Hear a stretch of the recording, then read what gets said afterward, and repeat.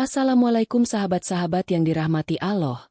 Hari ini saya akan menceritakan tentang ledakan di Masjid Sekolah Jakarta. Namun sebelumnya saya sarankan untuk menuliskan sholawat Nabi Muhammad agar kelak sholawat ini menjadi saksi untuk mendapat syafaat di akhirat. Like dan subscribe ke channel ini sangat membantu menyebarkan dakwah Islam dan menjadi amal jariah. Hari Jumat, 7 November 2025. Cuaca di Jakarta Utara tampak cerah seperti biasa. Di Kompleks Sekolah SMA Negeri 72, kawasan Kelapa Gading, aktivitas berjalan normal. Para siswa sudah bersiap menuju masjid sekolah untuk menunaikan salat Jumat. Masjid bercat hijau itu berdiri megah di tengah kompleks, dikelilingi pepohonan rindang dan lapangan basket yang siang itu ramai oleh langkah para pelajar. Sekitar pukul 11.45 siang, suara azan berkumandang. Sejumlah guru dan siswa mulai mengambil wudhu, sementara sebagian lain masih bercengkrama di serambi masjid. Tak ada yang menyangka, hanya dalam hitungan menit, tempat yang biasanya penuh ketenangan itu akan berubah menjadi lautan kepanikan. Khatib baru saja menaiki mimbar ketika sebuah suara keras, "Duar!" menggetarkan ruangan. Semua orang spontan menunduk, menutup telinga, dan berteriak. Tidak lama kemudian, suara kedua terdengar, lebih keras dari yang pertama. Dinding bergetar, jendela pecah, dan kaca beterbangan. Asap abu-abu pekat mengepul dari arah pengeras suara masjid. Saksi mata bernama Luciana, seorang ibu kantin sekolah, menuturkan kepada Reuters, "Kami sangat terkejut dengan suaranya. Sangat keras. Jantung kami berdebar kencang. Kami tidak bisa bernapas, dan kami berlari keluar. Saya pikir itu masalah kabel listrik atau sistem suara meledak, tapi ternyata bukan." Dalam hitungan detik, suasana berubah menjadi kacau. Puluhan siswa berlarian panik keluar dari masjid, sebagian menangis, sebagian menjerit mencari teman-temannya. Sepatu-sepatu berserakan di tangga masjid, sementara petugas keamanan sekolah mencoba menenangkan keadaan. Seorang siswa sempat merekam kejadian tersebut. Dalam video yang beredar di media sosial, terlihat asap putih mengepul dari dalam masjid, disusul suara sirene mobil ambulans dan teriakan panik. Tak lama kemudian, petugas pemadam kebakaran, polisi, dan tim medis berdatangan. Jalanan menuju sekolah langsung ditutup. Para siswa yang luka dibawa ke RS Yarsi dan RS Cempaka Putih. Jumlah korban terus bertambah, awalnya 20, lalu 33, hingga akhirnya polisi mengonfirmasi 54 orang terluka. Sebagian besar mengalami luka bakar, gangguan pendengaran, dan luka akibat pecahan kaca. Namun, dari balik kepulan asap dan tangisan itu, muncul satu pertanyaan besar. Apa yang sebenarnya terjadi di dalam Masjid SMA 72?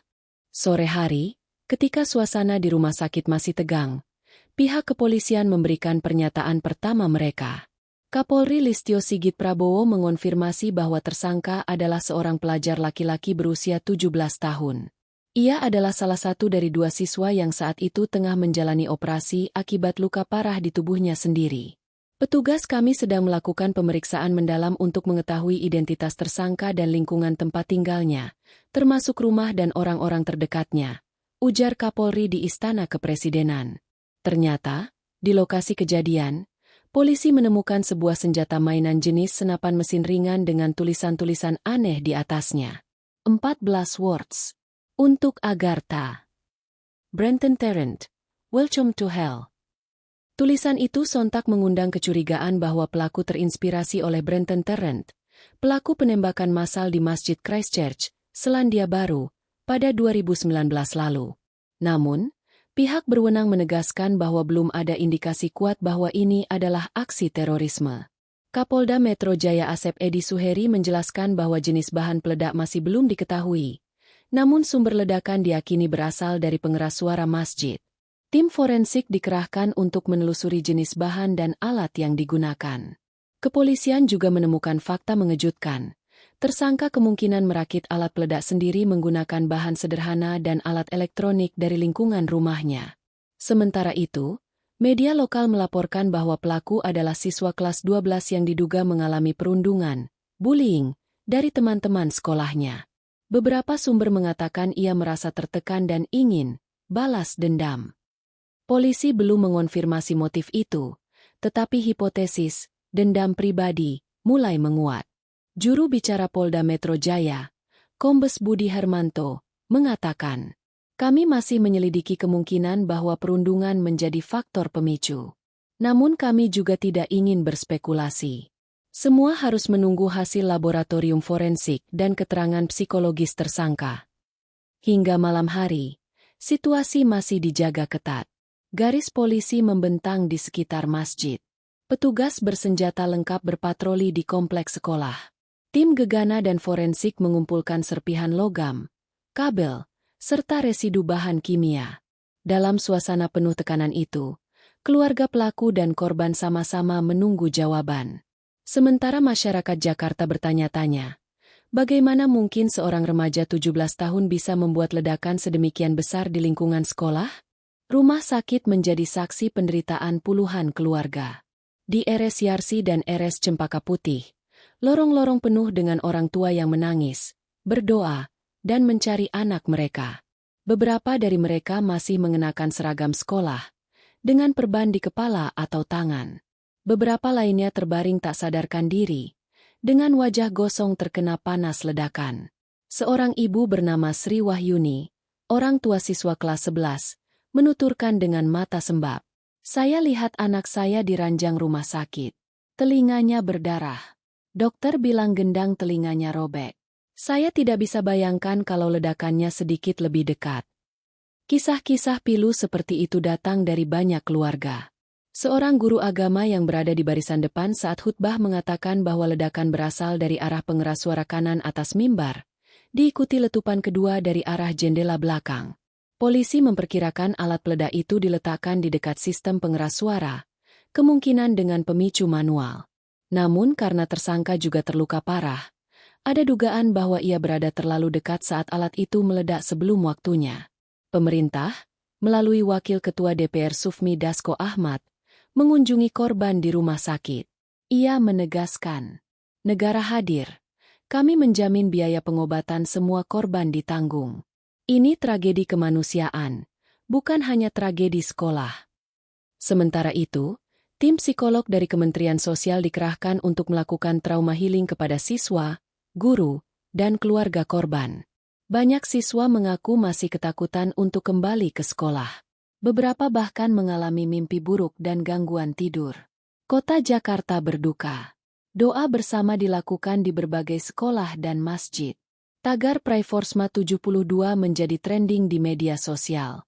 Namun di balik doa dan air mata itu, penyelidikan terus berjalan, menuju babak baru yang lebih mengungkap sisi kelam sang pelaku. 2 hari setelah insiden, polisi menggeledah rumah tersangka di kawasan Jakarta Utara. Dari penggeledahan itu ditemukan beberapa benda yang mengarah ke motif, laptop, ponsel, serta catatan kecil berisi gambar senjata dan kata-kata berbau ekstremis. Namun, penyidik menemukan bahwa pelaku tidak terafiliasi dengan kelompok teror manapun. Ia beraksi sendirian, lone wolf, dengan dorongan pribadi dan pengaruh internet. Hasil penelusuran digital menunjukkan bahwa pelaku sering mengunjungi forum daring dan grup media sosial luar negeri yang memuja ideologi supremasi kulit putih dan kekerasan bersenjata. Ia bahkan sempat menulis kalimat yang mirip dengan manifesto pelaku Christchurch. Polisi juga menemukan bukti bahwa ia sering menonton video tentang perakitan senjata dan bahan peledak buatan, serta menulis catatan pribadi yang berisi rasa marah terhadap teman-teman sekelasnya. Dalam salah satu catatannya, tertulis, "Aku tidak ingin membunuh siapapun. Aku hanya ingin mereka tahu rasanya takut, seperti aku takut setiap hari." Kalimat itu menunjukkan bahwa pelaku kemungkinan besar mengalami tekanan psikologis berat akibat perundungan. Namun, cara yang ia pilih untuk melampiaskannya justru menjerumuskan banyak orang tak bersalah. Kapolri kemudian menegaskan kembali dalam konferensi pers, tidak ada jaringan teror di balik aksi ini. Ini murni perbuatan individu yang terpengaruh ide ekstrim dari dunia maya. Kami akan menelusuri bagaimana ia bisa mendapatkan akses dan merakit alat peledak ini. Pemerintah juga meminta masyarakat untuk berhenti menyebarkan foto-foto korban dan tidak berspekulasi tentang etnis, agama, atau kelompok tertentu. Fokus utama saat itu adalah pemulihan korban dan penyembuhan trauma. 2 minggu pasca ledakan, suasana SMA 72 mulai berangsur tenang. Pihak sekolah menutup sementara masjid untuk renovasi dan pembersihan. Para guru dan siswa menggelar salat bersama di lapangan sekolah, sebuah simbol kebangkitan dan kebersamaan. Di antara kerumunan itu, terlihat banyak wajah yang masih menyimpan luka batin. Beberapa siswa masih menggunakan alat bantu dengar sementara. Sebagian lainnya belum berani berada di dekat pengeras suara. Namun, ada pula kisah inspiratif. Seorang siswa bernama Raffi, korban luka bakar di lengan, kini menjadi relawan kecil yang membantu mendampingi teman-temannya dalam sesi trauma healing. Ia berkata dengan senyum, "Saya tidak mau takut lagi. Kalau kita terus takut, berarti pelaku menang. Saya mau sekolah ini tetap penuh doa, bukan kenangan buruk." Kata-kata itu menjadi simbol harapan bagi seluruh warga sekolah. Polisi akhirnya menuntaskan penyelidikan dan memastikan tidak ada jaringan terorisme. Pelaku dinyatakan akan menjalani proses hukum sesuai Undang-Undang Perlindungan Anak, dengan pendampingan psikologis intensif. Sementara itu, pemerintah pusat berjanji akan memperketat pengawasan keamanan di sekolah, terutama pada fasilitas umum seperti masjid, aula, dan laboratorium. Peristiwa ini menjadi cermin bagi bangsa Indonesia, bahwa bahaya tidak selalu datang dari luar, kadang muncul dari dalam, dari jiwa-jiwa muda yang terluka dan tidak tertangani. 3 minggu setelah ledakan di Masjid SMA 72 Jakarta, suasana di lingkungan sekolah perlahan mulai pulih. Namun, bayang-bayang peristiwa kelam itu masih terasa di setiap sudut. Bekas hitam di dinding masjid memang sudah dicat ulang, tapi bekas di hati para siswa belum tentu bisa hilang semudah itu. Bagi sebagian korban, setiap kali mendengar suara keras seperti petir atau pengeras suara di masjid, tubuh mereka refleks gemetar. Sebagian orang tua pun masih enggan melepaskan anaknya sekolah sendirian. Namun, dari rasa takut itu muncul pula kekuatan baru, kekuatan untuk bersatu, saling memahami, dan memaafkan. Di lapangan sekolah, sebuah acara kecil digelar. Bertajuk, Doa dan Harapan untuk SMA 72. Acara itu dihadiri oleh para guru, siswa, orang tua, dan perwakilan pemerintah. Tidak ada pidato panjang, tidak ada seremoni megah. Hanya pembacaan doa, testimoni, dan pelukan hangat yang menenangkan. Salah satu siswa, Alia, berdiri di depan mikrofon dengan tangan gemetar. Ia adalah salah satu korban yang mengalami luka di kaki akibat pecahan kaca, namun kini sudah pulih. Dengan suara parau, ia berkata, "Hari itu aku kira aku akan mati. Aku mendengar ledakan dari belakang dan tubuhku terpental. Tapi di balik semua ini, aku belajar satu hal. Kalau kita diam terhadap perundungan, maka luka seperti ini bisa terjadi lagi. Kita harus saling menjaga." Ucapannya disambut tepuk tangan panjang dan tangis haru dari teman-teman yang hadir.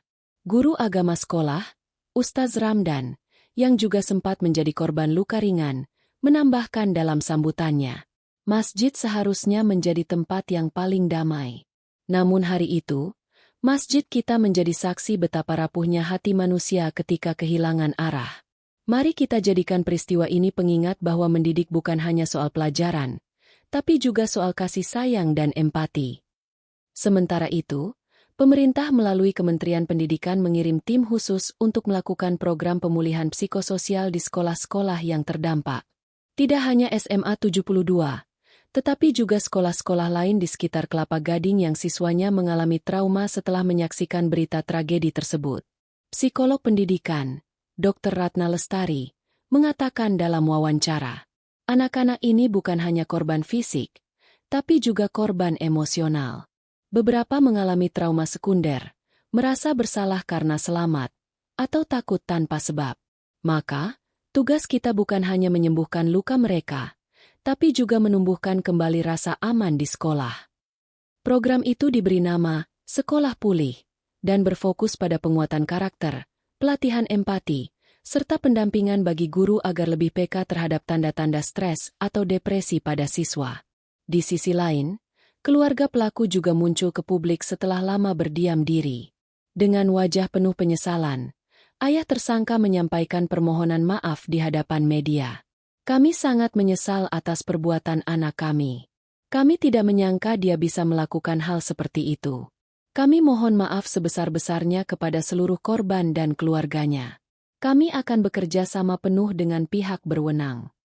Ucapan itu menimbulkan berbagai reaksi. Ada yang marah, ada pula yang terharu.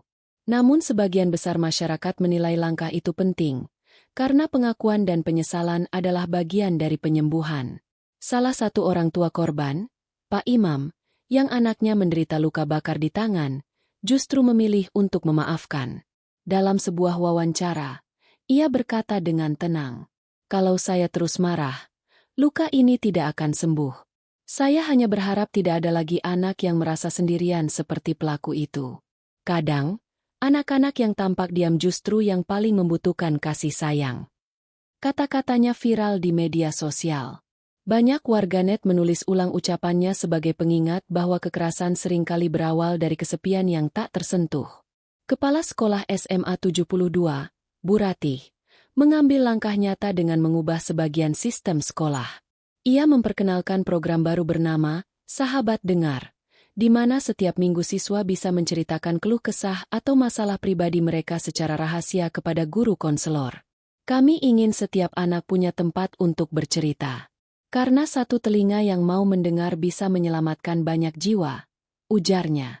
Masjid sekolah pun kini telah direnovasi. Dindingnya lebih tebal, sistem listriknya diperbarui, dan di pintunya terpasang tulisan kaligrafi besar.